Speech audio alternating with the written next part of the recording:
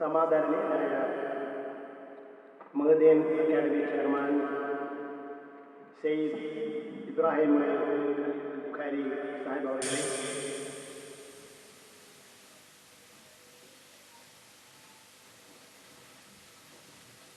വേദിയിലുള്ള ബഹുമാനപ്പെട്ട Abdul Jaleel Saqafi, Muhammad Ali Saqafi, Noufal master Kodur, Ibrahim Baqavi Melmuri, Abubakar Saqafi Kuttassery, Shri Muhammad Mustafa principal Madin arts college, Shri Abdul Hameed principal Madin polytechnic, Shri P Saidalavi Koya, Shri Unnipokker master, Shri Balakrishna, ബഹുമാന്യരായ ഗുരുജനങ്ങളെ, പ്രിയപ്പെട്ട വിദ്യാർത്ഥിനികളെ, യൂണിസെൻസ് 2012 വളരെ സുപ്രധാനമായ ഒരു പരിപാടിയായിട്ടാണ് മഹദീൻ അക്കാദമി ആവിഷ്കരിച്ചിട്ടുള്ളത്. മഹദീൻ അക്കാദമി സ്ഥാപിച്ചിട്ട് അധികം നാളൊന്നും ആയിട്ടില്ല. നാളെ 15ാം വയസ്സിലേക്ക് ഈ സ്ഥാപനം കാലെടുത്ത് വയ്ക്കുകയാണ്.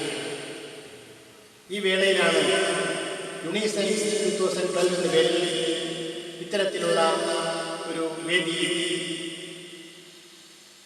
സൃഷ്ടിച്ച് നമ്മുടെ മുൻപോട്ടുള്ള പ്രയാണം എങ്ങനെയായിരിക്കണം എന്നതിനെക്കുറിച്ചെല്ലാം ഉള്ള കൂലങ്കഷമായ ചിന്തയ്ക്ക് അവസരമുണ്ടാക്കിയിട്ടുണ്ട്.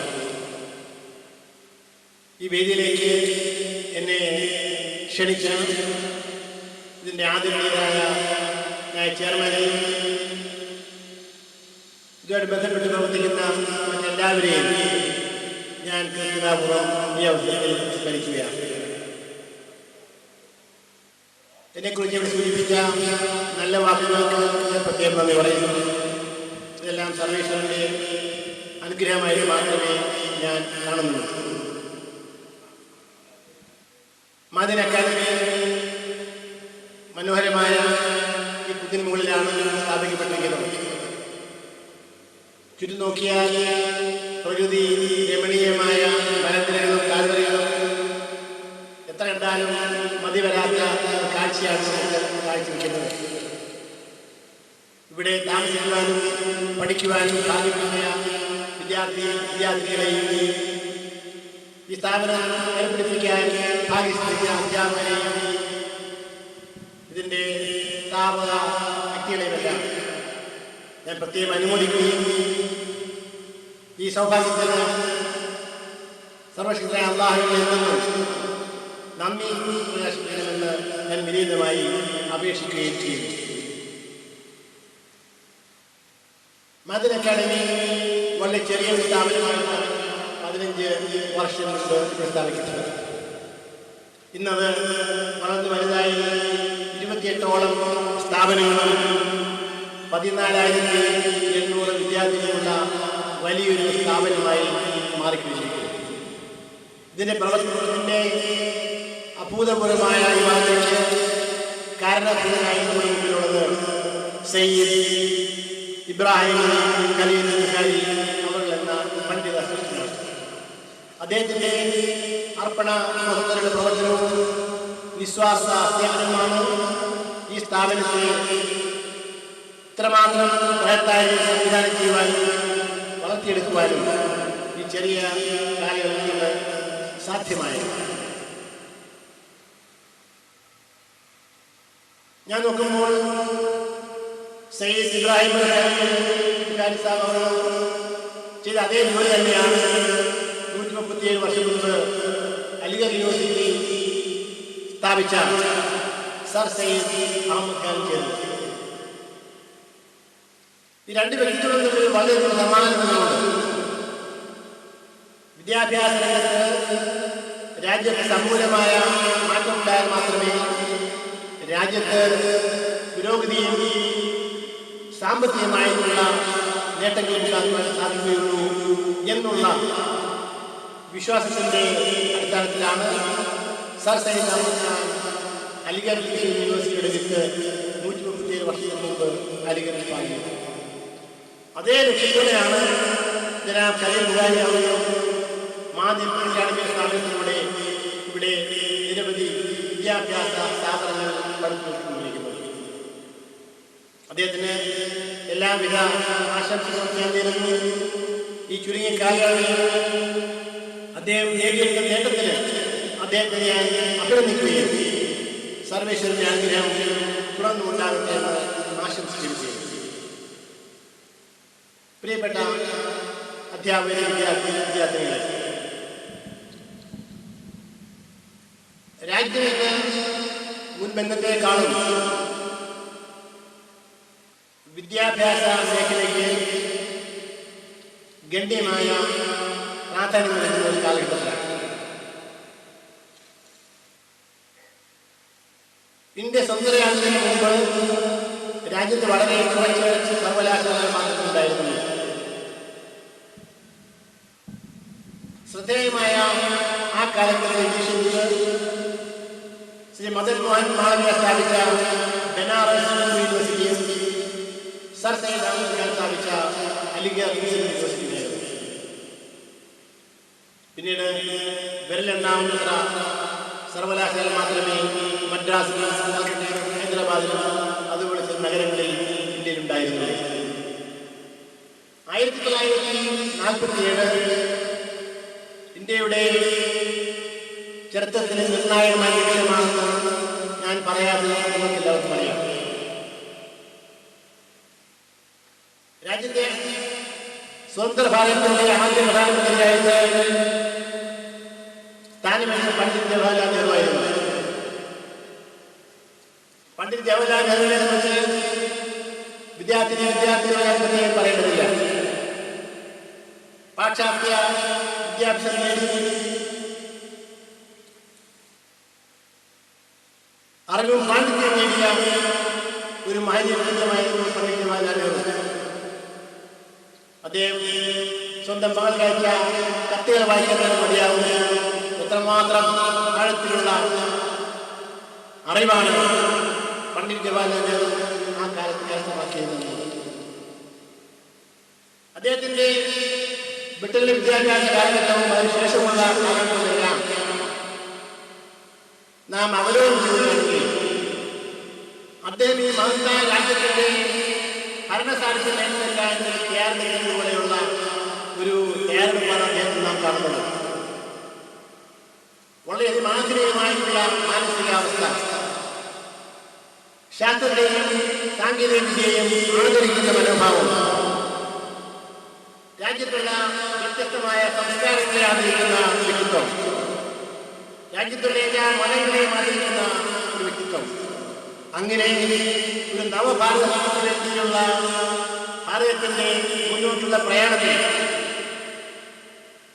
മുഖ്യ സാരഥിയാകാൻ താൻ തയ്യാറെടുക്കുന്നതിന് വിളംബരം ചെയ്യുന്ന രീതിയിലായിരുന്നു അദ്ദേഹം ഇന്ത്യയുടെ സ്വാതന്ത്ര്യ സമര വേദികളിലെല്ലാം പ്രത്യക്ഷപ്പെട്ടു.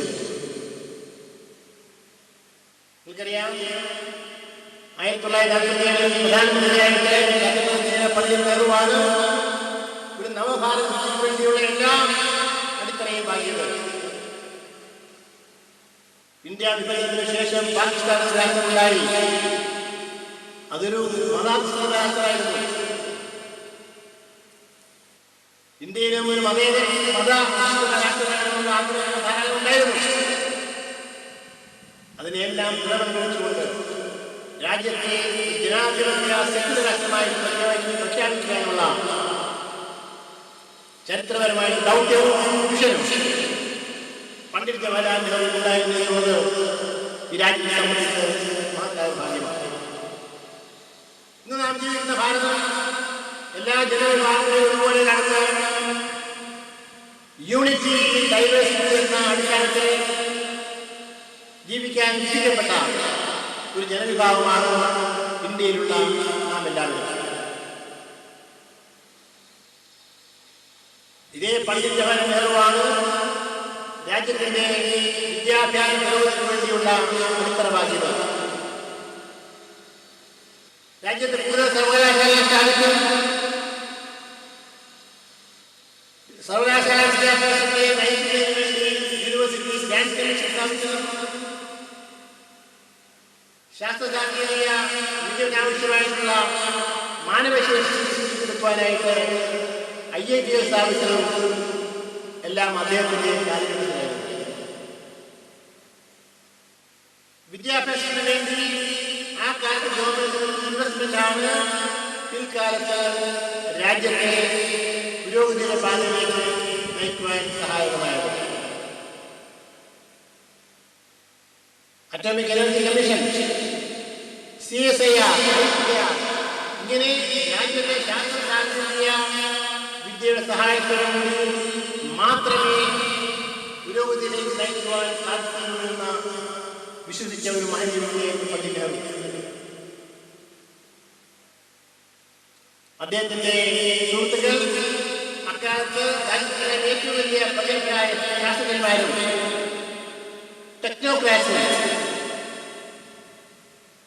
സയന്റിസ്റ്റുകളും സാമ്പത്തിക വിദഗ്ധന്മാരുമെല്ലാമായിരുന്നു. അദ്ദേഹത്തിന് രാജ്യത്തെ ബുദ്ധിജീവികളുടെ അത്യുന്നത സ്ഥാനത്തുള്ള വ്യക്തികളുമായിട്ടുള്ള അഭേദ്യമായ സൗഹൃദം ഇന്ത്യയുടെ പുരോഗതിയുടെ പാതയിൽ ഗണ്യമായ സംഭാവന നൽകി. അതിനുശേഷമാണ് നാം കാണുന്നത് ഇന്ത്യ സ്വയം പര്യാപ്തതയിലെന്നും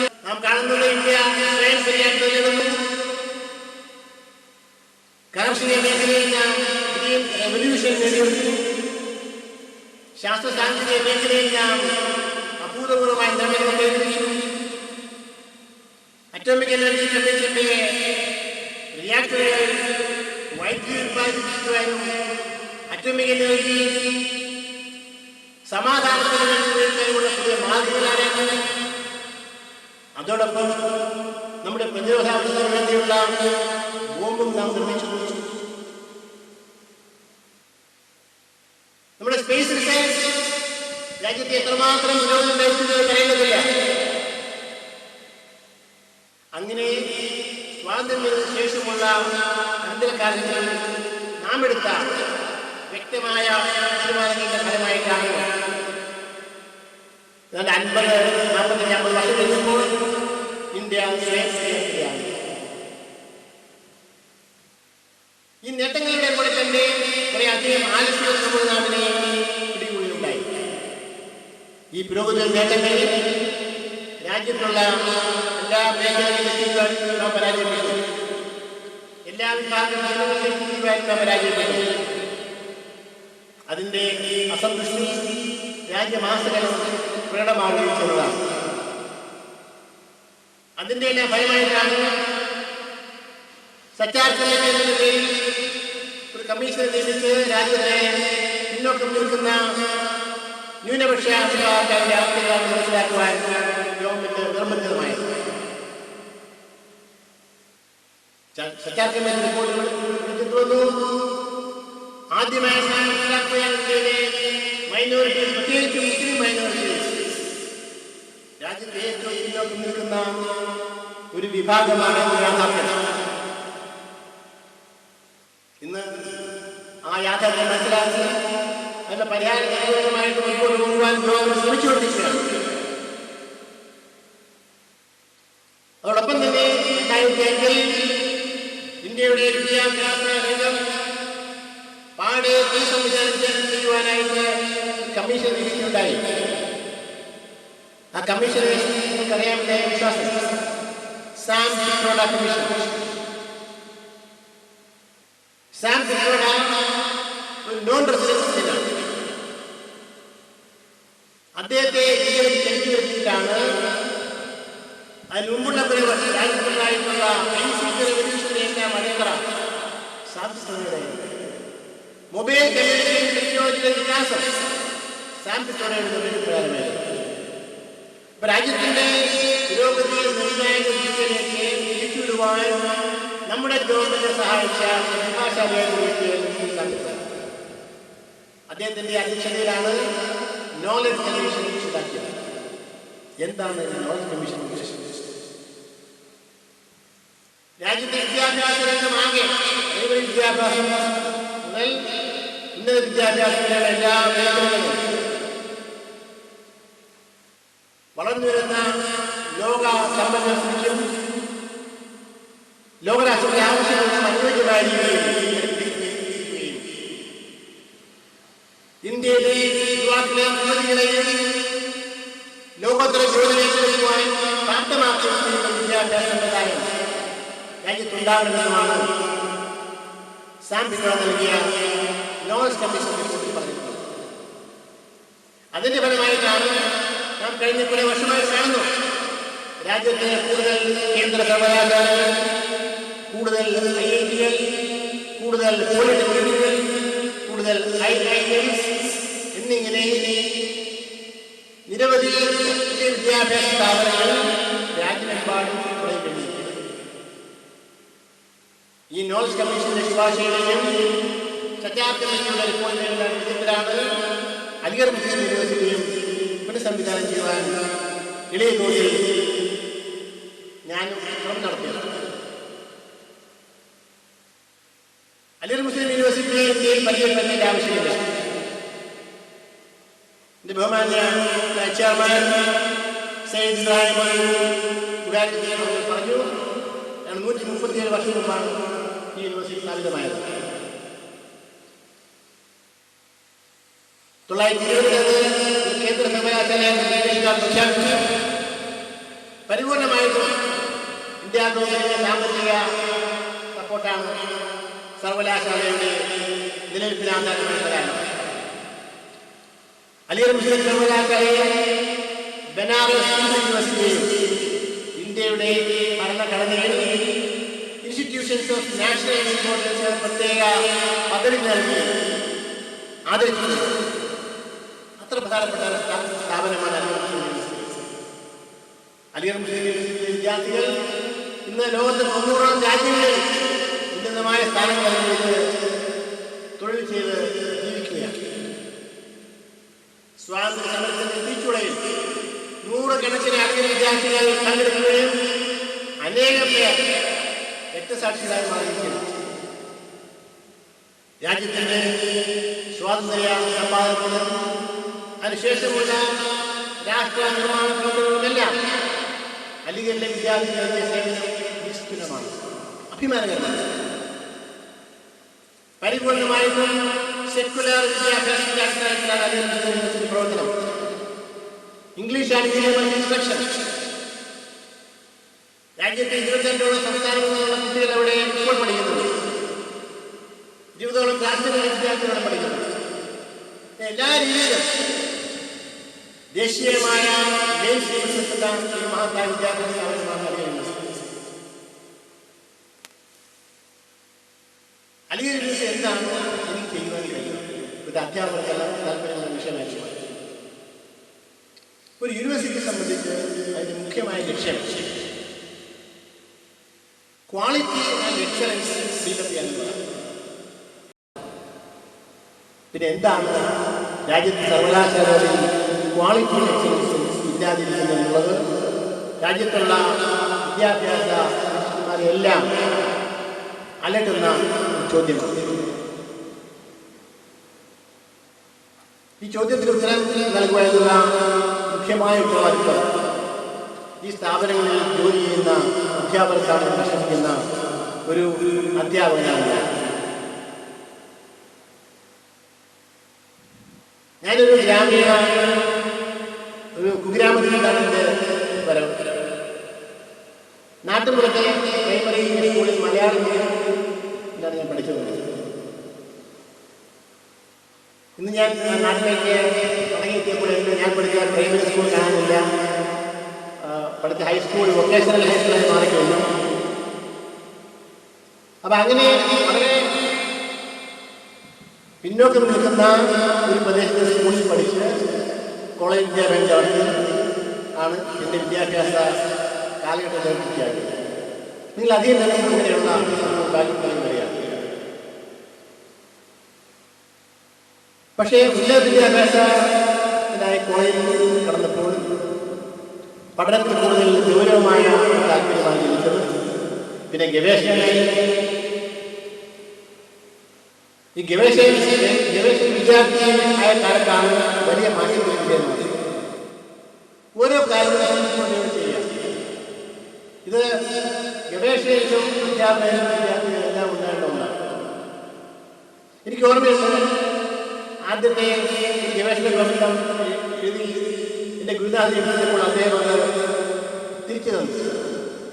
ഒട്ടും ഇഷ്ടപ്പെട്ടില്ല, അതെല്ലാം തെറ്റാണ്, ശരിയായിട്ടില്ല. അദ്ദേഹം അത് എന്നെ കൊണ്ട് 15 തവണ ചെയ്തിട്ടുണ്ടാവും. ഈ 15 തവണയും യാതൊരു പരാതിയില്ലാതെ ഞാനത് തിരുത്തി അവസാനം കൊണ്ട് അദ്ദേഹം പറഞ്ഞു, ഇപ്പോൾ കൊള്ളാം.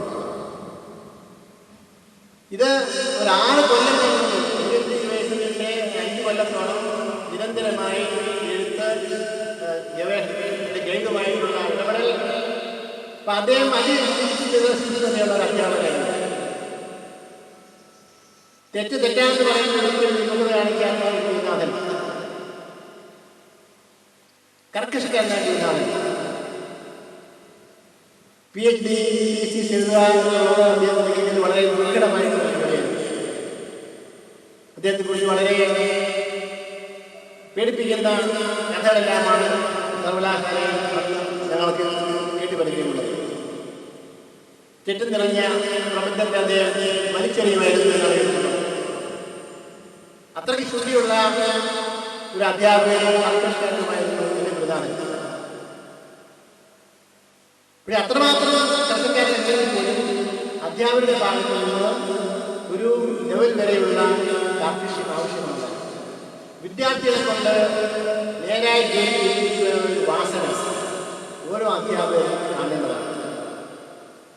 അവരുടെ തെറ്റുകൾ സൂചിപ്പിക്കാനും ഒരു ലീവ് ലെറ്റർ എഴുതിയാൽ തെറ്റുണ്ടെങ്കിൽ അതിനെ തിരിക്കലും. ലീവ് ലെറ്റർ എഴുതുക എന്നുള്ളത് പലർക്കും അറിഞ്ഞുകൂടാ.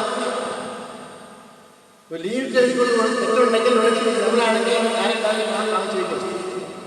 അപ്പൊ കുട്ടികളുടെ സ്വഭാവ രൂപവൽക്കരണത്തിനും പ്രത്യേകിച്ച് ഈ പ്രൊഫഷണൽ സ്കിൽ ഡെവലപ്മെന്റിലും quality of mind, quality of work ഇതെല്ലാം ഡിഫൈൻ ചെയ്യുന്നതിന് അധ്യാപകരുടെ പങ്ക് വളരെ വിലപ്പെട്ടതാണ്. അതിൽ സൂക്ഷ്മത പാലിക്കാൻ അധ്യാപകർ സാധിക്കുമെങ്കിൽ ആ വ്യക്തിയാണ് പുതിയ തലമുറയെ വാങ്ങിക്കുന്നതിൽ ഏറ്റവും പ്രധാനമായ പങ്കുവഹിക്കുന്നത്. PhDക്ക് കഠിനമായ ജോലി 5 വർഷം കഴിഞ്ഞപ്പോൾ എന്നിലുണ്ടായ ആത്മവിശ്വാസം അതിൻ്റെ ഇതിനുള്ള എല്ലാ ജോലികളിലും ശക്തമായി കാണാൻ. ഏതൊരു ജോലിയും ചെയ്യുന്നതിന് അതിൻ്റെ രീതിയില്ല. ആ രീതി ചെയ്യുവാൻ ശ്രമിച്ചു കഴിഞ്ഞാൽ ആ യുക്തിയും ബുദ്ധിയും നാം പിൽക്കാലത്ത് എല്ലാ ജോലികളിലും നാം പ്രയോഗിക്കുന്നത്. ആ അടിസ്ഥാന ഗുണമാണ് കൊച്ചിൻ സർവകലാശാലയിൽ വൈസ് ചാൻസലറായപ്പോഴും അതുപോലെ തന്നെ അലിഗർ മുസ്ലിം സർവകലാശാലയിൽ വൈസ് ചാൻസലറായപ്പോഴും അതിൻ്റെ ഈ 2 സ്ഥാപനങ്ങളും ഒരു വ്യക്തമായ ദിശാബോധം നൽകുവാൻ സാധിക്കും. സർവകലാശാലയെല്ലാം പ്രഗത്ഭരായ അധ്യാപകരാണുള്ളത്. പക്ഷെ അവർക്ക് ലീഡർഷിപ്പ് ആവശ്യമാണ്.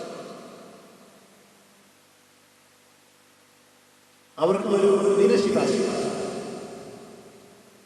ആ ലീഡർഷിപ്പ് എന്ന് പറഞ്ഞാൽ നാട്ടിലുള്ള സർവകലാശാല ചരിത്രത്തിൽ വ്യക്തമായ ധാരണ. നാട്ടിലെ ശാസ്ത്ര സാങ്കേതിക മേഖലയിൽ പ്രവർത്തിക്കുന്ന നിരവധി സ്ഥാപനങ്ങൾക്ക് രൂപം വേണം. അവയുടെ പദ്ധതി രൂപരേഖ വേണം. അങ്ങനെ ഉന്നത വിദ്യാഭ്യാസ മേഖലയിലെ എല്ലാ വിഷയങ്ങൾക്കും വ്യക്തമായ കാഴ്ചപ്പാടുള്ള വ്യക്തിക്ക് മാത്രമേ അധ്യാപകരെ ഇൻസ്പയർ ചെയ്യുവാനും അവരെ മോട്ടിവേറ്റ് ചെയ്യാൻ സാധ്യമാവുകയാണ്. അല്ലെങ്കിൽ 1400 അധ്യാപകർ ഒരു പുതിയ ആശയം പറഞ്ഞാൽ സ്വീകാര്യമാണെന്നല്ല പറഞ്ഞത്. ഞാൻ ചെല്ലുന്ന വർഷം സർവകലാശാല അധ്യാപകർ ഗവേഷണ മേഖലയിൽ യാതൊരു താല്പര്യമില്ലായിരുന്നു. അതേസമയം കഴിഞ്ഞ 20 വർഷമായിട്ട് ഇന്ത്യ ഗവൺമെന്റിന്റെ വിവിധ ശാസ്ത്രശാസ്ത്രത്തിന്റെ ഏജൻസികൾ കോടിക്കണക്കിന് രൂപയാണ് ഗവേഷണ ആവശ്യത്തിനായിട്ട് അധ്യാപകർക്കും സർവകലാശാല വകുപ്പുകൾക്കും കോളേജുകൾക്കുമെല്ലാം വിതരണം ചെയ്തുകൊണ്ടിരിക്കുന്നത്. അപ്പൊ അവർക്ക് അതിനെക്കുറിച്ച് യാതൊരു ഗ്രാഹ്യം ഉണ്ടാവില്ല. അവർക്ക് വേണ്ടി ഈ സാധ്യതകൾക്കെല്ലാമുള്ള വർക്ക്ഷോപ്പ് സംഘടിപ്പിക്കുകയും അതിനുള്ള അപേക്ഷ സമർപ്പിക്കുന്ന രീതി എങ്ങനെയാണെന്ന് കാണിച്ചു കൊടുക്കുകയും അവർക്ക് ഒരു ടാർഗറ്റ് കൊടുത്തുകൊണ്ട് ചെയ്യുവാൻ സാഹചര്യം ലഭിക്കുമ്പോഴാണ് സർവകലാശാലയുടെ ഗവേഷണ മേഖല ഉത്തേജിപ്പിക്കാൻ സാധ്യമായത്. സർവകലാശാല അധ്യാപകർക്ക് പ്രബന്ധങ്ങൾ എഴുതുന്ന അത്യാവശ്യമാണ്. പ്രബന്ധങ്ങൾ എഴുതണമെന്നുണ്ടെങ്കിൽ ഗവേഷണം വേണം. ഗവേഷണമില്ലാതെ എഴുതുന്ന പ്രബന്ധങ്ങൾക്ക് യാതൊരു വിലയും ശാസ്ത്ര സാങ്കേതിക മേഖലയിലേക്ക് നൽകാറില്ല. ഇപ്പൊ 2008 ഞാൻ അധ്യാപകർക്ക് കത്തയച്ചു. എങ്ങനെയാണ് സർവകലാശാലയുടെ അക്കാഡമിക് അന്തരീക്ഷം റെജ്യൂവിലേക്ക് ചെയ്യാൻ പറ്റുക, എങ്ങനെയാണ് സംവിധാനം ചെയ്യാൻ പറ്റുക. ഞാൻ 4 കാര്യങ്ങൾ പറഞ്ഞു. ഓരോ അധ്യാപകനും ഒരു ഗവേഷണ പ്രബന്ധമെങ്കിലും ഒരു കൊല്ലം പ്രസിദ്ധീകരിക്കണം. ഒന്നേ ഉള്ളൂ, ഇതൊന്നും വേണ്ട. എനിക്കറിയാം പല അധ്യാപകരും 8, 10, 15 ഗവേഷണ പ്രബന്ധങ്ങൾ വർഷം തോറും പ്രസിദ്ധീകരിക്കുന്നതിനുണ്ട്. ഒരധ്യാപകൻ ഒരെണ്ണം പബ്ലിഷ് മതി. 1300 പ്രസിദ്ധീകരണങ്ങൾ ഒരു വർഷം അലിഗഡ് മുസ്ലിം യൂണിവേഴ്സിറ്റിയുടെ ക്രെഡിറ്റ് വരും.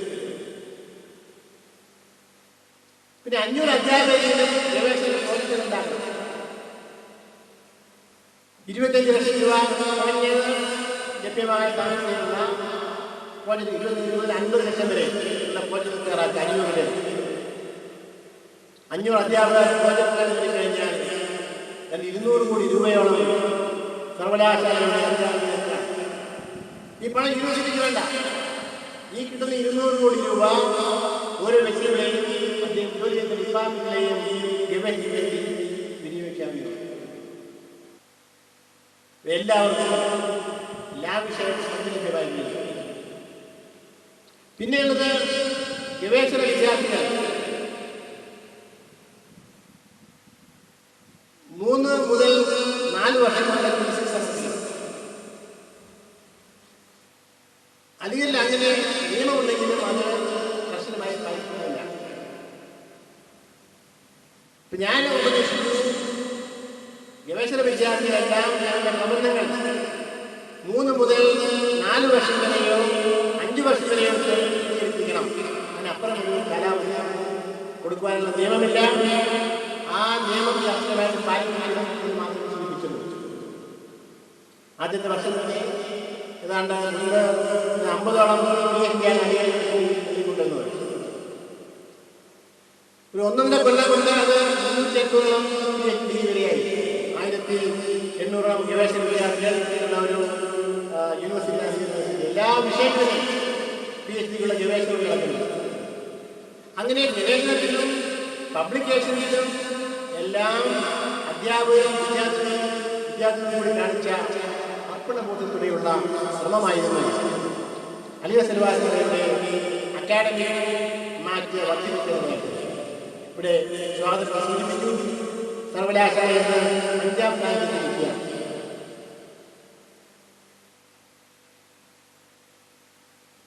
ഈ കാലയളവിലാണ് സർവകലാശാലയ്ക്ക് ഒരു പാൻ ഇന്ത്യൻ ക്യാരക്ടർ വേണം. സെറ്റാർ കമ്മിറ്റിയുടെ കണ്ടെത്തലിന്റെ വെളിച്ചത്തിൽ രാജ്യത്തിന്റെ വിവിധ ഭാഗങ്ങളിൽ വിദ്യാഭ്യാസ സ്ഥാപനങ്ങൾ സ്ഥാപിക്കാൻ സാധ്യമാകുമെന്ന് സാധിക്കണം. ഭാഗ്യവശാൽ അലിഗഡ് മുസ്ലിം യൂണിവേഴ്സിറ്റിയുടെ ആക്ട് ഒരു വകുപ്പുണ്ടായിരുന്നു. ആ വകുപ്പ് കണ്ടെത്തി അതിന്റെ ട്രാക്കുകൾ നീക്കിയിട്ടാണ് അലിഗഡ് മുസ്ലിം യൂണിവേഴ്സിറ്റിക്ക് 5 കേന്ദ്രങ്ങൾ സ്ഥാപിക്കുവാനുള്ള തീരുമാനം സർവകലാശാലയുടെ അക്കാഡമിക് കൗൺസിലും എക്സിക്യൂട്ടീവ് കൗൺസിലും യൂണിവേഴ്സിറ്റി ബോർഡും എടുക്കുന്നത്.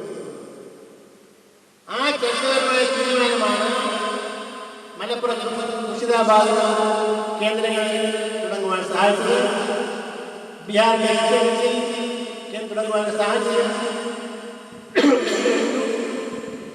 മഹാരാഷ്ട്രയിൽ ഔറംഗാബാദിലും കേന്ദ്രത്തിന് ആവശ്യമായിട്ടുള്ള ഭൂമി ബന്ധപ്പെട്ട ഗവൺമെന്റ് വാഗ്ദാനം ചെയ്തിരിക്കുകയാണ്.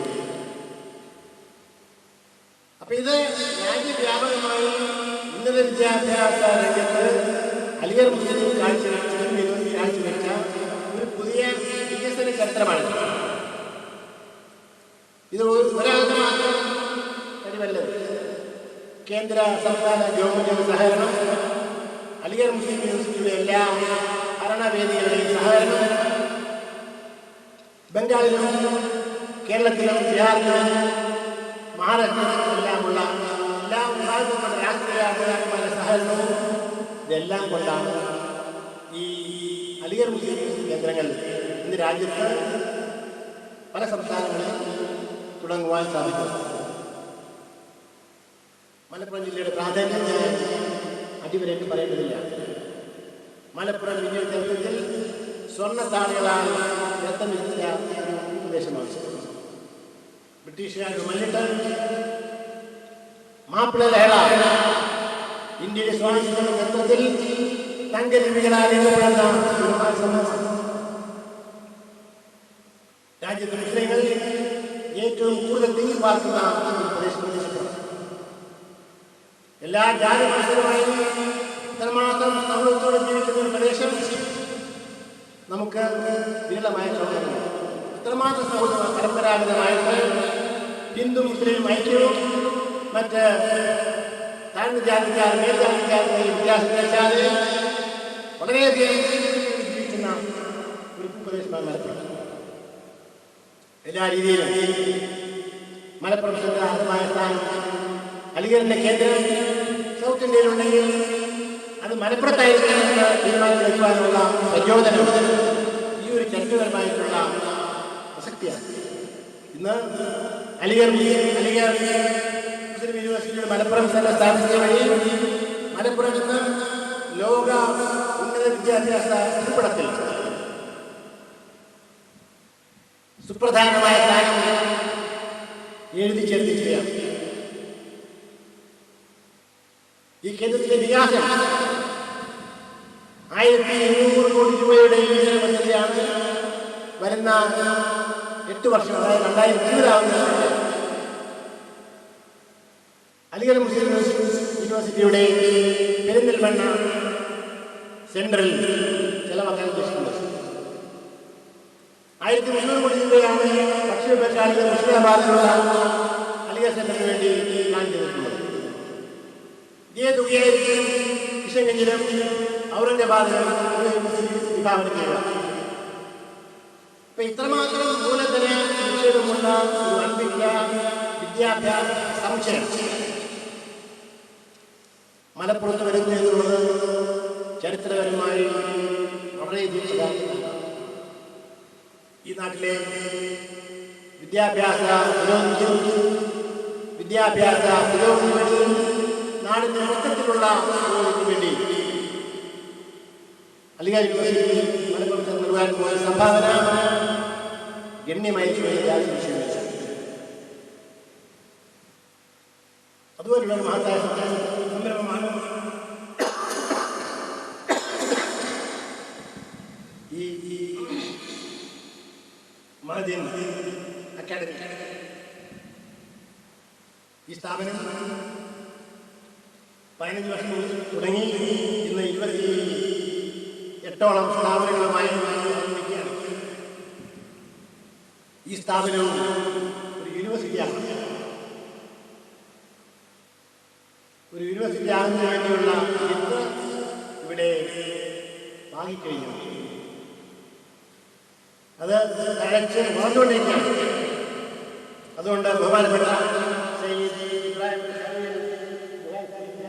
അവതരിപ്പിക്കാൻ ഒരു നിർദ്ദേശം, ഈ സ്ഥാപനങ്ങളെല്ലാം സമന്വയിപ്പിച്ചുകൊണ്ട് ഒരു ഡീംഡ് യൂണിവേഴ്സിറ്റി എന്നുള്ള സങ്കല്പത്തിൽ കൊണ്ടുപോകാനുള്ള പ്രവർത്തനം തുടങ്ങേണ്ട സമയം സമാഗതമായിരിക്കുന്നു.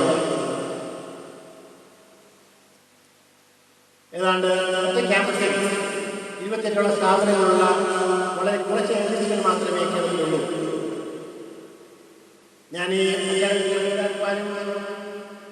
അതിൻ്റെ കുറഞ്ഞ കാലയളവിലുള്ള അതിവേഗത്തിൻ്റെ വളർച്ചയുടെ അടിസ്ഥാനത്തിലാണ് ഞാൻ ഈ അക്കാഡമിക്ക് സർവകലാശാല ഉണ്ടാക്കണം എന്ന ആഗ്രഹത്തോടെ അവതരിപ്പിക്കുന്നത്. അവരാവശ്യമായിട്ടുള്ള ഭൗതിക സാഹചര്യങ്ങൾ ഈ രീതിയിലാണെങ്കിൽ സ്വരൂപിക്കുവാൻ മാതൃ അക്കാഡമിക്ക് ബുദ്ധിമുട്ടുണ്ടാവുകയില്ല എന്ന് ഞാൻ അറിയുകയും ചെയ്യാം. ഇവിടെ engineering college, medical college, management college, അതുപോലെ തന്നെ ആർട്സ് ആൻഡ് സോഷ്യൽ സയൻസ് തുടങ്ങിയ എല്ലാ വിഷയങ്ങളിലുമുള്ള അണ്ടർ ഗ്രാജുവേറ്റ് പോസ്റ്റ് ഗ്രാജുവേറ്റ് കോഴ്സുകളെല്ലാം തുടങ്ങുവാനുള്ള ഒരു സംവിധാനം ഒരു 5 വർഷത്തിനുള്ളിലോ 10 വർഷത്തിലേക്കോ സ്ഥാപിക്കാൻ പറ്റുന്ന രീതിയിൽ ബൃഹത്തായ ഒരു മാസ്റ്റർ പ്ലാൻ തയ്യാറാക്കി അതിനായിട്ടുള്ള ശ്രമമായിട്ട് മുന്നോട്ട് പോകണം എന്ന് ഞാൻ ഇത്തരത്തിൽ ഞാൻ നിർദ്ദേശിക്കുകയാണ്. ഇതിലും അനുയോജ്യമായ മറ്റൊരു വേദി ഈ നിർദ്ദേശം മുന്നോട്ടിരിക്കാൻ ഉണ്ടാവുകയില്ല എന്നാണ് എൻ്റെ വിശ്വാസം. കാരണം നാളെ 15ാം വർഷത്തിലേക്ക് കാൽവെക്കുന്ന മഹത്തായ ഒരു സ്ഥാപനമാണ്. അപ്പോൾ ഈ തന്നെ മുഹൂർത്തത്തിൽ ഒരു പുതിയ കാഴ്ചപ്പാടോടുകൂടി ഈ സ്ഥാപനത്തിൻ്റെ ഭാവി കരുപ്പിടിപ്പിക്കുവാൻ ഇതുമായിട്ട് ബന്ധപ്പെട്ടിരിക്കുന്ന എല്ലാവരും മുൻകൈ എടുക്കുമെന്ന് ഞാൻ വിശ്വസിക്കുന്നു. ഇന്ന് നോളജ് റെവല്യൂഷൻ്റെ കാലമാണ്. നാം ഒരു നോളജ് സൊസൈറ്റി ആകാൻ ആഗ്രഹിക്കുകയാണ്. ഈ നോളജ് റെവല്യൂഷൻ ഉണ്ടാകുന്നുണ്ടെങ്കിൽ രാജ്യമാസകലമുള്ള വിദ്യാഭ്യാസ സ്ഥാപനത്തിൽ പങ്കാളികളായി വരും. നമുക്ക് എല്ലാവർക്കും അറിയാം, ഇന്ന് ക്യാമ്പസ് വികസനം വഴി ജോലി കിട്ടുന്നതിന് അതിൻ്റെ വാതിലുകൾ സർവദാ തുറക്കുകയാണ്. രാജ്യം താമസിക്കുന്ന പുതിയ തലമുറയ്ക്ക് വെറും BA ഡിഗ്രി BSc ഡിഗ്രി മാത്രം മതി. അവരിൽ മറ്റു പല യോഗ്യതകളും അതിലെ ചില കാര്യങ്ങൾ കൂടി ഞാൻ നിങ്ങളെ സംബന്ധിച്ചിടത്തോളം ഞാൻ എൻ്റെ പ്രസംഗം ഉപസംഹരിക്കുന്നതാണ്. പ്രധാനമായും ഇംഗ്ലീഷ് ഭാഷ കൈകാര്യം ചെയ്യാനുള്ള ശേഷി. ഇതില്ലാതെ മുൻപോട്ടൊരു യാത്രയില്ലാത്ത ഇവിടെ സന്നിഹിതരായിട്ട് എല്ലാ വിദ്യാർത്ഥികളുണ്ടാകും. ഇപ്പം ഇന്നലെ മുതൽ പുതിയ അക്കാഡമിക് വർഷം ആരംഭിച്ചു. ഇനിയിപ്പോൾ അഡ്മിഷന് വേണ്ടി നെട്ടോട്ടമാണ്. എല്ലാവർക്കും മെഡിസിനും എഞ്ചിനീയറിംഗ് എല്ലാം നമുക്കറിയാം. എല്ലാവരും അതിന് ആഗ്രഹിക്കുന്ന കാര്യമില്ല.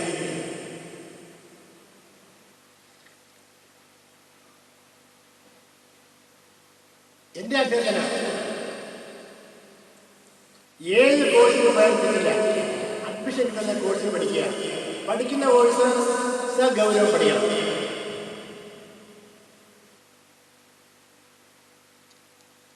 വൊക്കേഷണൽ തൊഴിൽപരമായിട്ടുള്ള അത്യാവശ്യമാണ്. വൊക്കേഷണൽ ഹയർ സെക്കൻഡറി സ്കൂളുകൾ, പോളിടെക്നിക്, ITIകൾ ഇവയിൽ പഠിച്ചാൽ ജോലി ഉറപ്പാണ്. ഒരു ഡിപ്ലോമ വരെ ജോലിയുണ്ട്. പക്ഷേ ഷുഡ് അഡ്വൈസ് ക്വാളിറ്റി. അവന് ഇംഗ്ലീഷ് കൈകാര്യം പഠിക്കണം, മലയാളം കൈകാര്യം പഠിക്കണം.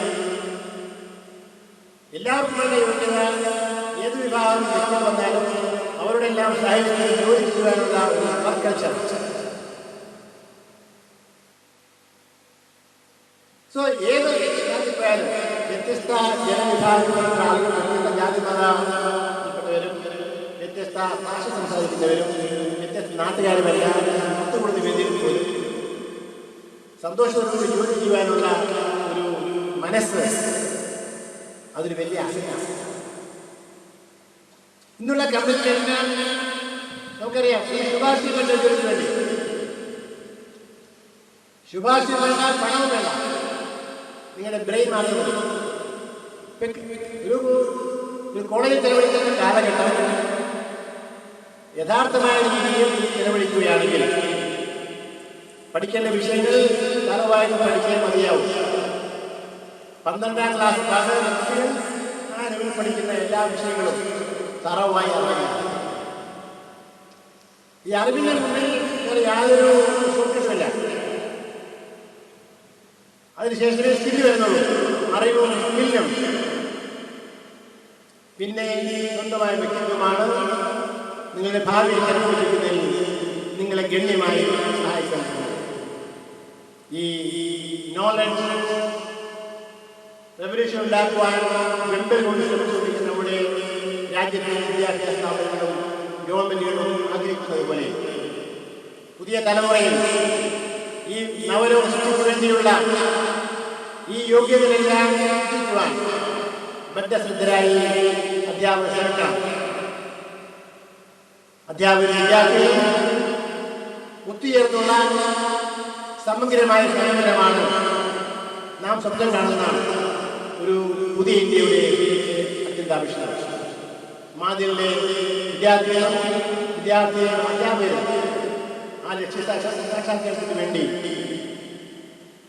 15ാം വയസ്സിൽ നടക്കുന്ന ശൂന്യത്തിൽ പുനരർപ്പണം ചെയ്യുമെന്ന് പ്രത്യാശയോടുകൂടി ഞാൻ ഈ സമ്മേളനം ഔപചാരികമായി ഉദ്ഘാടനം ചെയ്യുന്നു.